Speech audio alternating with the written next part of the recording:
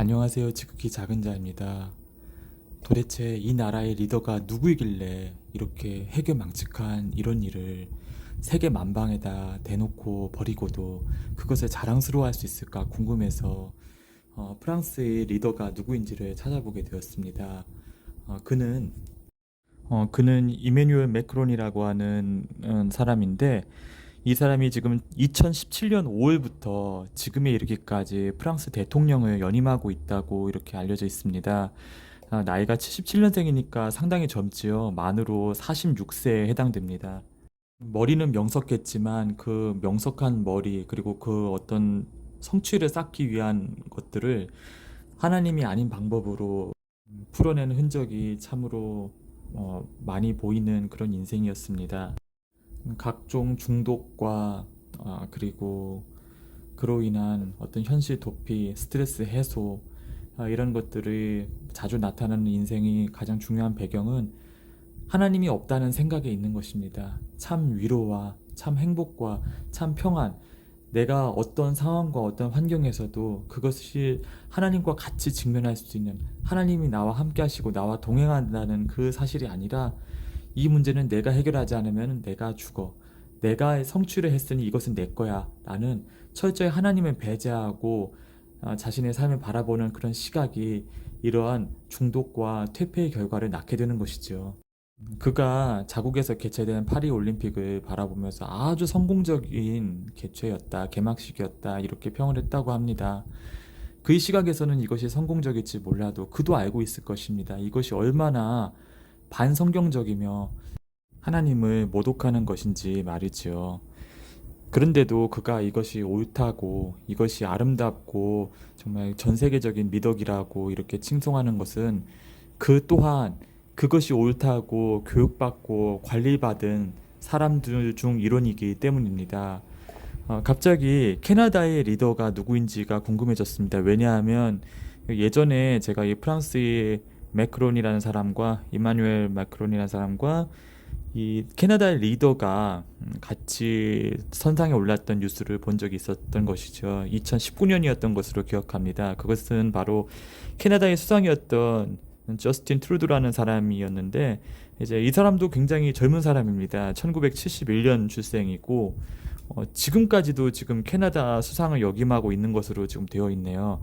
근데 이 사람과 이제 프랑스 대통령이 이제 나토 정상회의에서 만나서 트럼프 대통령에 대한 욕을 합니다. 왜냐하면 트럼프 대통령 때문에 뭐 자기가 늦게 왔다, 뭐 그가 무엇을 했기 때문에 뭐 자기가 어떻게 됐다, 이런 얘기들이 물론 인파의 소리에 담겨서 정확하게 녹음되진 않았었지만, 그것은 명백히 그 트럼프 대통령에 대한 뒷담화였고, 트럼프 대통령이 그 소식을 듣고 자신이 이제 나토 회원국인 프랑스와 캐나다에게 그 적절한 분담을 요구했기 때문에 그들이 나를 욕한 것이라면서 그들을 위선자라고 비판했던 그런 뉴스를 봤던 기억이 나는 것입니다. 이들이 지금 프랑스와 캐나다 각각의 나라를 여전히 통치하고 있다는 사실이 매우 흥미롭습니다. 이들은 둘 다 프랑스어를 구사할 수 있고 서로 불어로 소통이 가능하다고 합니다. 왜냐하면은 캐나다의 수상인 저스틴 트루두가 이제 불어권에서 태어났기 때문이라고 하죠. 재밌는 것은 이 둘이 추구하는 정책적 방향이 매우 흡사하다는 사실에 있습니다. 이들은 이민의 빗장이 열어졌는데 이 결과 이들 나라에는 수많은 무슬림들이 들어와 살게 되었고, 그리고 이들은 동성애 친화적인 정책을 펼쳤습니다. 좀 LGBT라고 말하는 그런 동성애 문화를 장려하고 받아들이고 사회적으로 권장하였습니다. 이것은 마치 옛날에 빌 클린턴 대통령이 지금은 포스트 모더니즘의 시대다라고 일갈한 다음부터 진행되었던 어떤 미국의 퇴폐적인 문화와 타락의 연장선상일 수도 있고, 이들이 이 자리에 이르기까지 이들이 뒤를 봐주고 그 자리에 올라갈 수 있도록 협조한 그런 뒷배들이 이들을 통해 구현하고자 하는 사회의 모습일 수 있습니다. 어찌됐든 이들이 추구하는 바는 하나님과 말씀, 성경에서 그리고 기독교의 복음이 그 가치를 잃어버리고 사회적 비난과 지탄이 되는 그런 정책적인 공격의 흐름에 교묘하게 포위당하도록 하는데 일익을 담당하고 있는 그런 자들이라고 할 수 있겠죠. 문제는 우리나라입니다. 우리나라의 리더십들을 봅니다. 물론 우리나라에는 대한민국은 있어서는 안 되는 나라다. 없어져야 한다. 왜 없어져야 되느냐? 대한민국 있지만 않았으면 한민족으로 통일이 됐을 텐데 대한민국이 있었기 때문에 우리는 한민족으로 통일되지 않았다. 그러므로 우리는 한민족으로 통일하기 위해서 대한민국을 어렵게 만들고 해체시켜야 된다는 정말 해괴한 사상을 가진 자들이 있습니다. 이들이 지금 상당한 실권을 장악하고 있고 아직도 큰 소리치고 있는 중이지요. 또한 이들이 뒷배는 부정선거라는 아주 기가 막힌 수단으로 유지되고 있는데 이 부정선거가 이번 기회에 밝혀지지 않는다면 이 나라가 어떻게 되겠습니까? 계속 반복되는 이제 부정의 패턴이 고착화가 되면서 이제는 선거에서 승리하려면은 여론몰이 한 방이면은 모든 것이 해결되는 세상이 될 것입니다. 지금 미국 대선도 사실 그런 흐름 가운데 있다고 봐야 되겠지요. 그렇지만 끝까지 정말 국가적인 회개를 불러일으킬 수 있는 인물이 승리를 위해서 우리는 중보해야 될 것입니다. 실제로는 유의미하게 이기고 있지도 않으면서 정말 난민들을 풀어서 그들에게 선거권을 부여하는 사전 작업을 통해 이 정도면 여기에 우편 투표만 할 수 있는 여건만 갖춰진다면은 우리는 지난 4년 전처럼 충분히 이길 수 있다는 계산을 세워놓고서는 이제는 바이든까지 정말 목민하고 정말 앞가림을 못하는 정말 그런 노인까지 꼬드겨서 다시금 선거판에 그를 죽음의 자리에 끌어들이는 모습을 또 보게 됩니다. 참으로 안타깝고 어리석습니다. 그가 그 자리에 계속 얼쩡거리다가는 해리스의 미천이 드러나는 어느 시점에 그는 정말 끔찍한 최후를 맞이할 수밖에 없는 것이죠. 추모 분위기를 만들어서 결과적으로 해리스가 이기는 어떤 밑밥만 깔면은 한 사람의 목숨 따위는 그들은 아무런 가치를 인정하지 않기 때문에 그가 계속 검은 영에 끌려다니지 않고 이렇게 혼미한 정신 상태로 자기 목숨을 위태롭게 만드는 일을 그만두게 되기를 기도하게 됩니다. 너무 많은 약점이 잡혀 있기 때문에 그의 모든 것이 위태로운 상황에 놓여 있는 것이죠. 안타깝지만 한국에도 한국이 보수 우파라고 하는 사람들 가운데서도 이와 같이 관리받으면서 성장하는 사람들이 있습니다. 그들은 이미 보수 우파의 유력한 대선 후보군으로 추려져 있습니다. 지난 전당대회 때 당 대표로 하겠다고 일어선 이들이 바로 그들인 것입니다.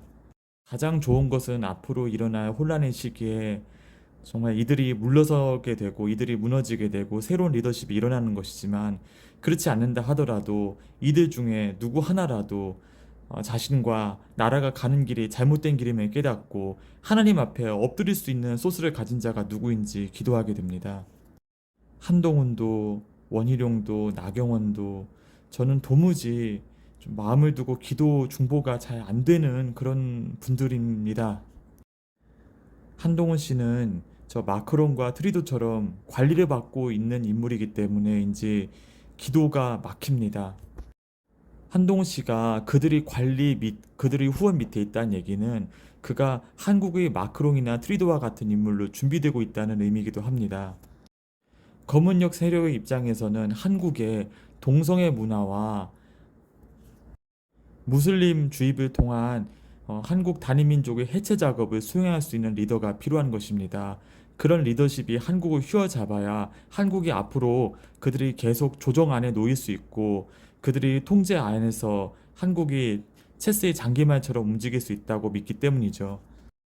그들은 이와 같이 한국에도 프랑스와 캐나다와 똑같은 정책을 펴기 위한 리더십을 준비해 왔고 그런 리더십을 실제로 실행할 수 있는 인물들을 포섭하고 타진하기 위해서 지금도 노력하고 있는 중으로 압니다.